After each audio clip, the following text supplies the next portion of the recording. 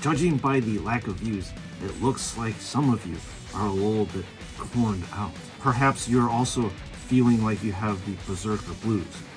But in this action figure review video, this is for the ardent fans, the people who sing Blood for the Blood God and Skulls for the Skull Throne, because we're going to be taking a look at the last two Khorne Berzerkers that I procured, and that is going to be the Berserker with the Khorne icon and Berserker number 3. And we also will be reviewing which Berserkers that I like the best.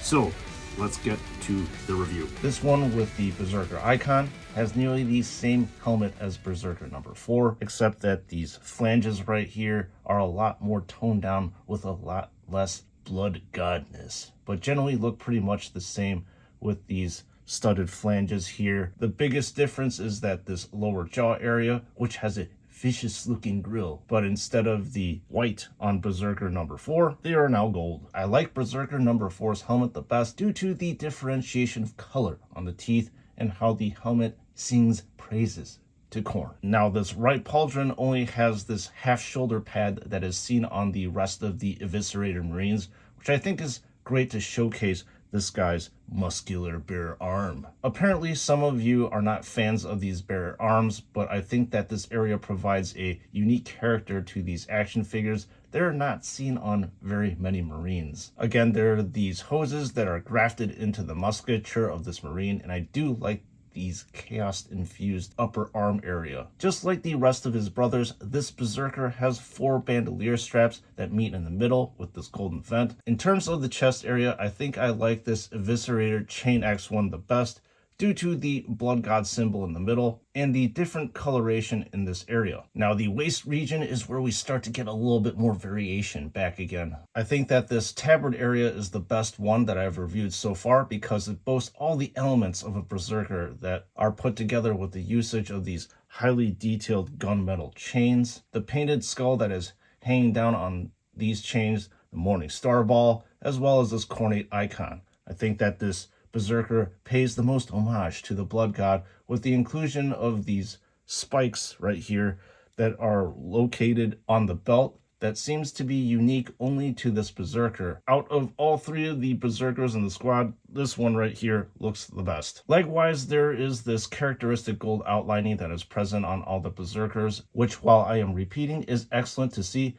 because this outlining really brings out the flavor of the legs. Another area that sets this Berserker apart from the rest of his brothers is the gratuitous usage of spikes on the left shin of this action figure. However, I think that this Marine that has the Eviscerator chainaxe has the best leg area due to this gaping maw on this golden skull. The main draw of this action figure is clearly the larger-than-life cornate icon. So obviously this icon is similar to the gold that is found on the outlining of these action figures. Unfortunately, there is no shading whatsoever, which is a bit of a disappointment, but it matches the lack of shading that is not found on the armor. Still, there is a plethora of texture on the icon, studs, and of note, the edges of the icon are actually sharp and not floppy, so be careful not to stab yourself lest you actually draw blood for the Rage God. I really like these 3 skulls that are on the icon, especially the one that is hanging down with the ropes being looped through the eye sockets. Aside from that, the long vent area on the backpack is red rather than gunmetal, and the vent area itself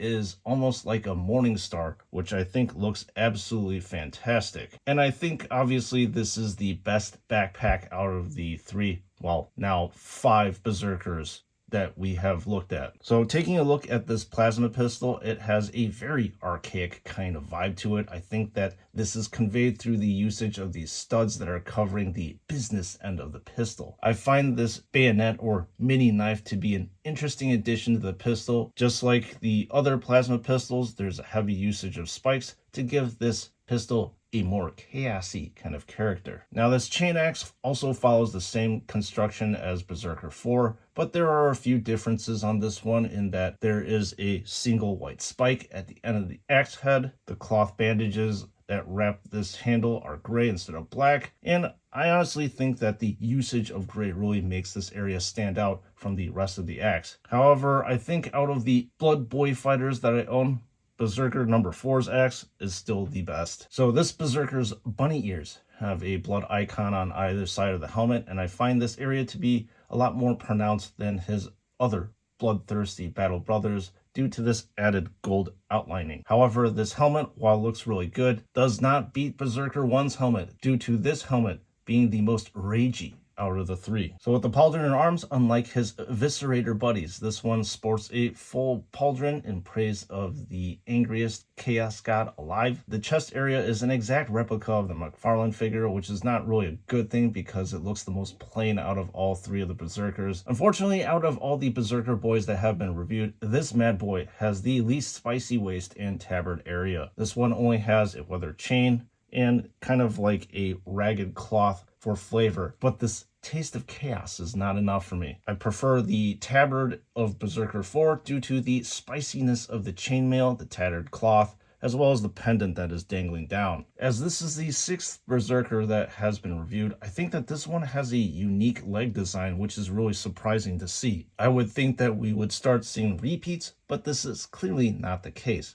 What makes this area unique is the cornate icon on the left knee and the horn spikes that are protruding out from the sides of the ankles. So with regard to the backpack, once again, we are talking about subtle variations in the backpack section. Instead of straight up vents, this backpack has a golden skull for vents. And I think this is pretty awesome because the gaps in the skull's teeth function as the vents. As to which backpack looks the most unique and the best, my vote definitely goes for this one, not including this one with the cornate icon. This plasma pistol's front end looks properly archaic, and interestingly enough, the sight on this pistol right here is a singular spike up top, blending function and form at the same time. But I think the best pistol, in my opinion, is Berzerker 4 due to the deference to the angry god. And now the final thing that we're going to look at is this chainaxe. I really like how the icon at the center of the axe head mimics an axe, with the long arrow being the